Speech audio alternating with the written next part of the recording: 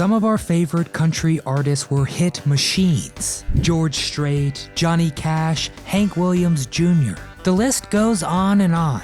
But the other side of things is country singers who didn't quite reach the heights that the legends did. Many of them were on top of the world for a second with one hit song and then seemingly disappeared into thin air. What's happening? W.H. Stratton here, and today we're looking at the top 10 one-hit wonders in country music.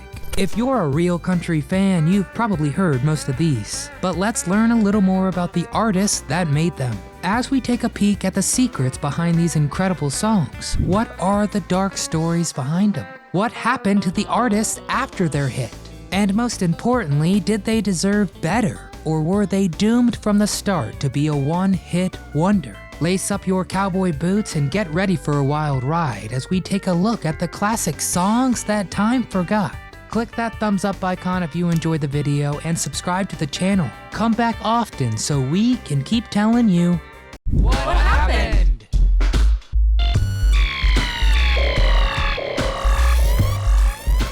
Harper Valley PTA, Jeannie C. Riley. The day my mama socked it to the Harper Valley PTA. To first understand why this song got so big, you first have to travel back to 1968.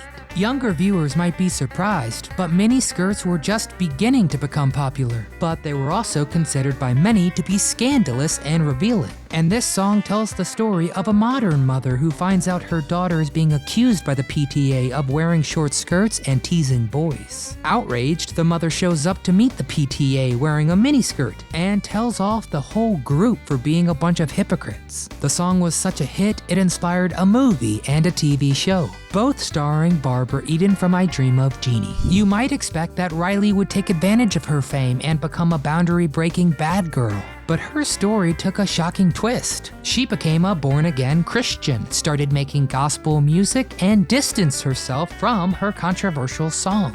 Today, this 76-year-old former country singer has suffered from bipolar and depression for the last few decades. But she did remarry in 2012 to a childhood friend named Billy Starnes. Marie Laveau, Bobby Bare.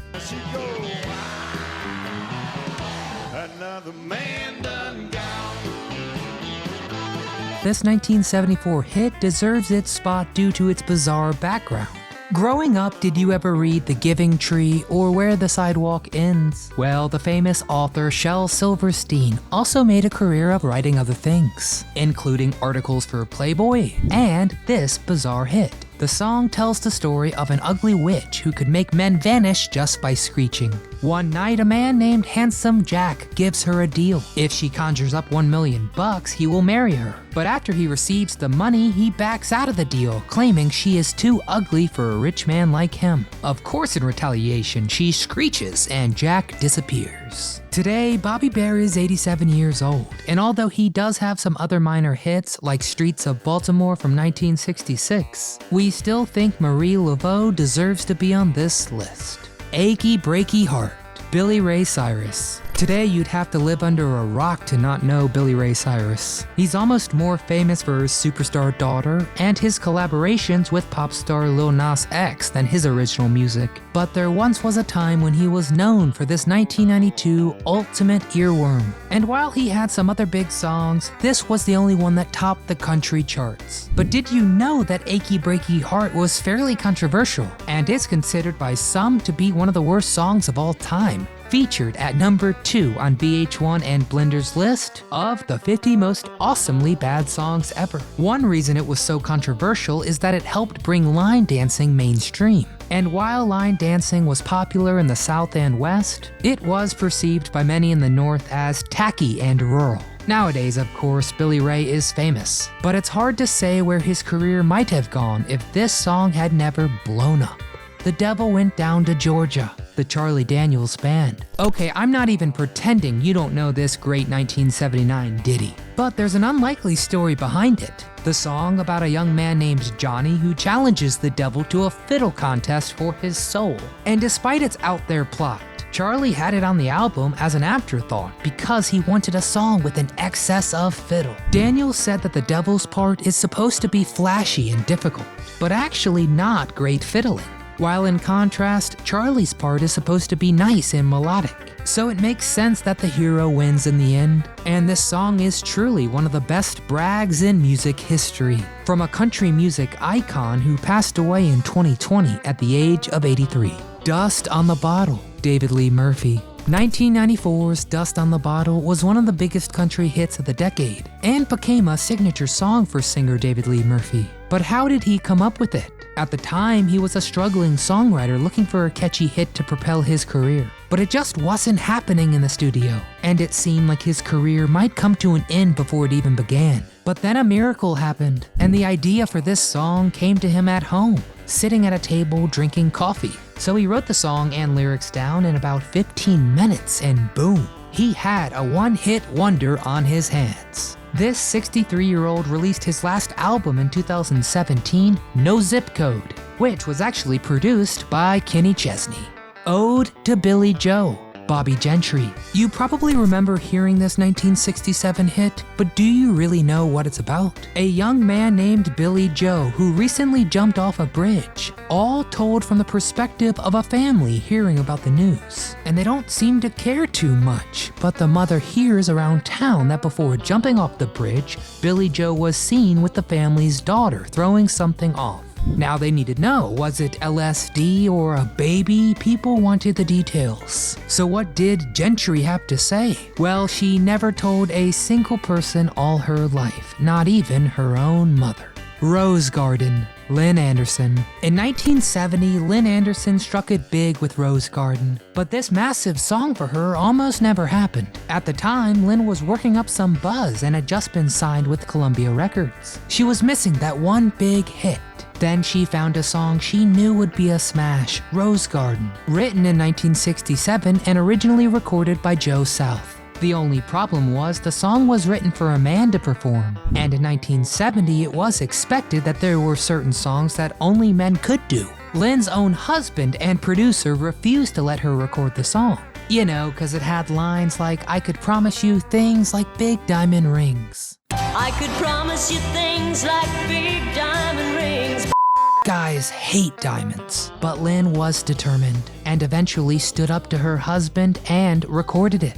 And the song, of course, took over the airwaves for years. Baby Likes to Rock It, the Tractors. A lot of country artists throw in tractors in their lyrics to signal their rural cred, but few took it as far as the 90s group The Tractors. This 1994 hit was their first single off their self-titled album. And The Tractors was really the project of one man, singer and guitarist Steve Ripley. Despite most of the original members leaving after that first big hit, Ripley still kept the group together for decades, until 2019, when he sadly passed away after a lengthy battle with cancer. He was 69 years old. You're Getting to Me Again, Jim Glazer.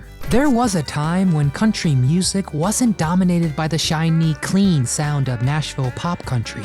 You know, we're talking about the outlaw country roots, the part of the genre that's more about sticking it to the man than the pickup trucks. And one of the pioneers of this gritty genre was Jim Glazer, who helped build the subculture from the ground up along with icons like Waylon Jennings and Willie Nelson. Jim had more respect as an outlaw country purist than practically anybody. And that's why everybody in the biz was surprised when Jim came out with this one, You're Getting to Me Again, in 1984. Because instead of the crunchy sound of his earlier work, this was classic shiny country pop. And boy, did audiences just eat it up. But what do you think? Did Jim sell out in changing his style, or does the song hold up? Are you on the road to loving me again? Debbie Boone. Plenty of country songwriters have tried to break out of the genre and pursue mainstream pop success, but not as many artists try to do the opposite. But in 1980, Debbie Boone did just that. Boone was known for her massive hit, You Light Up My Life, which spent 10 weeks at #1 on the Billboard list in 1977. So you might think Debbie would be happy with her new life of pop stardom.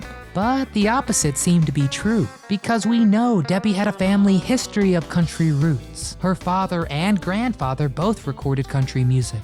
Furthermore, Debbie was a wholesome, down-to-earth person, and found that pop music wasn't something she wanted to be, image-focused and over-sexualized. So Debbie took a risk that probably wouldn't have paid off for most. But boy, it worked out spectacularly for her. It seems that as many people there are that have to hide who they are to blow up, at least there's somebody who achieves success by embracing her true self.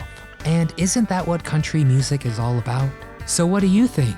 Did some of these artists deserve longer careers in the country genre? Or was it sheer luck that their songs took off? Which of these one-hit wonders was your personal favorite? And who did we leave off? Get in the comments and let us know. If you enjoyed the video, please give it a thumbs up, subscribe to the channel, and come back often so we can keep telling you what happened.